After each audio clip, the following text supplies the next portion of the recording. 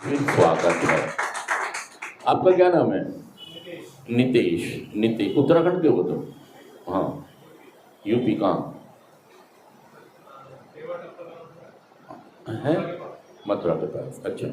लेकिन इनकी एक अच्छी बात ये लगी मुझे नितेश की कि इन्होंने वो पॉइंट पकड़ लिया, वो पॉइंट कि मेरी बर्फ़ की जो सिल्ली है, मेरी जो इच्छा शक्ति है, जो एक नशे वाला होता है इंसान, उसकी जो इच्छा शक्ति होती है वो बर्फ़ की सिल्ली की तरह होती है। मतलब नशा छोड़ने की इच्छा बनती तो है, लेकिन वो ख़त्म भी बहुत जल्दी, मतलब पिंगल भी बहुत जल्दी। साल 2 साल के अंदर वो व्यक्ति दोबारा से उसी हालत में या उससे भी बुरी हालत में पहुंच जाता है। मैं सच कह रहा हूँ, झूठ कह रहा हूँ, बताइए। तो नीतीश ने उस बातों से ये जान लिया कि मैं ये कहना चाह रहा हूँ कि इस बीमारी का कोई जाना हुआ इलाज है नहीं।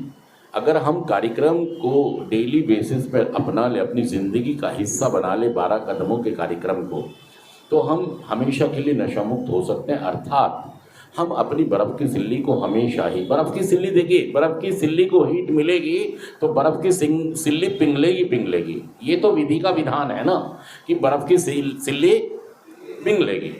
अब देखिए, इसका तो कोई इलाज नहीं। ऐसे ही मेरी नशेबाजी है, इसका कोई जाना हुआ इलाज है नहीं। लेकिन अगर बर्फ़ की सिल्ली को मैं पूरी ज़िंदगी के लिए बर्फ़ की सिल्ली रखना चाहता हूँ तो मुझे उसके लिए एक तरीका ढूंढना पड़ेगा। ऐसे ही मेरी नशेबाजी है, मेरी नशेबाजी का कोई जाना हुआ इलाज है नहीं, लेकिन मुझे क्या करना होगा, मुझे एक तरीका ढूंढना होगा। तो हमारा 12-12 कदमों का कार्यक्रम ये कहता है कि आप अपनी बर्फ़ की सिल्ली को, अर्थात अपनी नशेबाजी को, अपनी बीमारी को, अगर आप चाहते हैं कि वो यथाशक्ति बनी रहे, उसकी ताकतें बनी रहें, वो जो नशा छोड़ने के समय एक व्यक्ति की इच्छा होती है वो वैसी ही बनी रहे, ताजगी उसमें वैसी ही बनी रहे, तो आपको ये 12 कदमों का कार्यक्रम करना होगा। और इसमें हर दिन एक थॉट होता है, स्पॉन्सर होता है, 12 कदम होते हैं, कुछ मित्र होते हैं, कुछ नई चीज़ें होती हैं, वो हमें जाननी होती हैं और उनको जानकर अपनाना होता है। अगर मैं ये तरीका अपनाता हूँ तो मैं अपनी इच्छा शक्ति को हमेशा बनाए रख सकता हूँ, नहीं तो ये बीमारी हमेशा आपको बीमारी में लेके चली जाएगी। अर्थात आप करते क्या हैं कि आपको लगता तो है मेरा नशा छूट गया, छोड़ते भी हैं आप और छोड़े रखते भी हैं, लेकिन 6 महीने, 1 महीने, 2 महीने, 6 महीने, साल भर बाद आप फिर दोबारा से नशा। ये बिल्कुल वैसा ही है कि बर्फ़ की सिल्ली कुछ दिन तो ठीक रही और उसके बाद वो पिघल के उसका नामो निशान भी ख़त्म हो गया। और दोस्तों, ये कार्यक्रम ये कहता है कि आप चाहते हैं कि आप हमेशा नशा मुक्त रहें तो आपको ये 12 कदमों का कार्यक्रम फॉलो करना होगा। आपको नियमित रूप से सभाओं में जाना होगा, नियमित आपको स्पॉन्सर से, मतलब फ़ोन पर बात नहीं करनी है। पहले दूसरे साल आपको फ़ोन पर इस्तेमाल ना करें, फिजिकली करें आप, मतलब वहां जाएं और जाकर अपनी प्रेजेंस दें। खास बीमारी से पीड़ित हैं, राजा सिंह खड़े होकर यहाँ आ जाओ, नहीं तो लाइट दूर हो जाएगी। आप एक खास बीमारी से पीड़ित हैं और देखिए मैं क्या कह रहा हूँ आपको कि जो आप ये समझें कि जो रिसेप्टर का फंडा है ना, रिसेप्टर का जो फंडा है आपके जीवन में, ये बहुत ही खतरनाक फंडा है। मतलब हम एडिक्ट कब बने? अनुवांशिक, मतलब हम जेनेटिकली एक एडिक्ट हैं, हम दुनिया में आके एडिक्ट बन गए। ये फंडा क्या है? तो अगर हम इसको बहुत गहराई से जानेंगे तो मैं तो ये कहता हूँ कि जब हम आए दुनिया में, हमारी पर्सनालिटी में ही एक दोष था। और वो दोष आप स्कूल के टाइम देखें अपना, जब भी, मैं ये नहीं कह रहा हूँ कि एडिक्ट दिमाग से पढ़ाई में तेज नहीं होते हैं या खेल में तेज नहीं होते हैं, बहुत तेज होते हैं कई लोग तो, लेकिन उनके साथ एक खास तरह की बीमारी जुड़ी हुई है। जैसे आपके अंदर कुछ जो रिसेप्टर हैं, क्या है?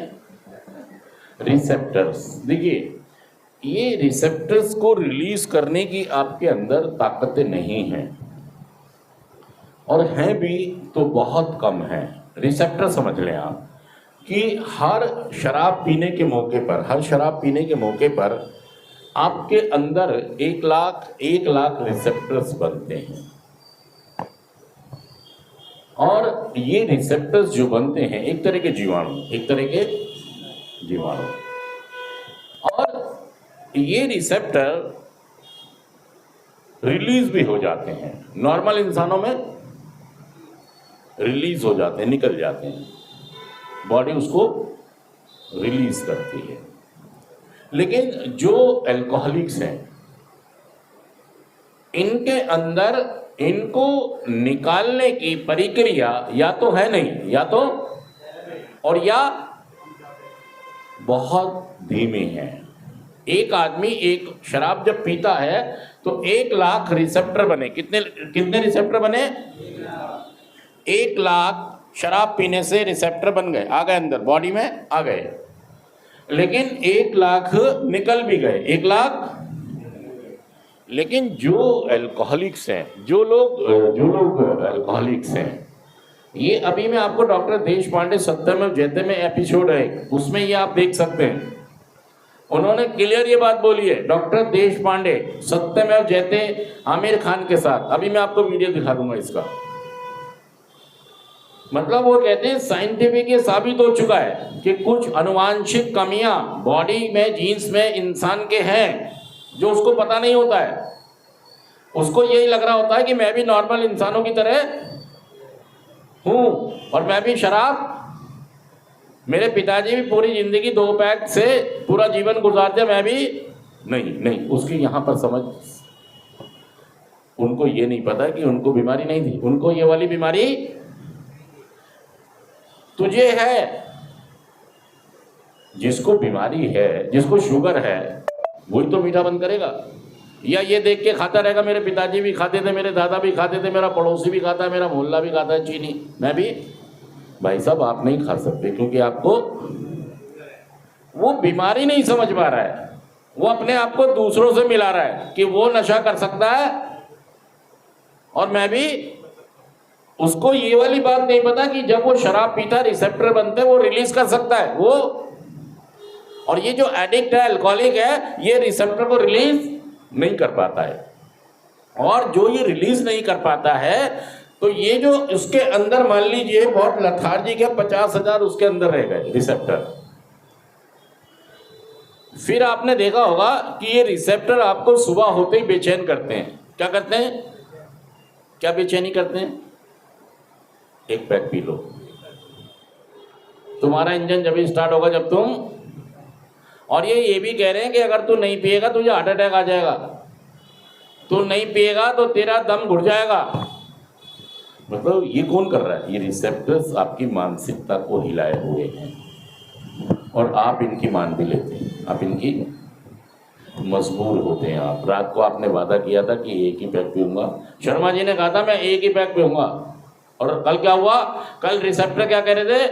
और सारे बोलो, और बोलो, बोलते रहो।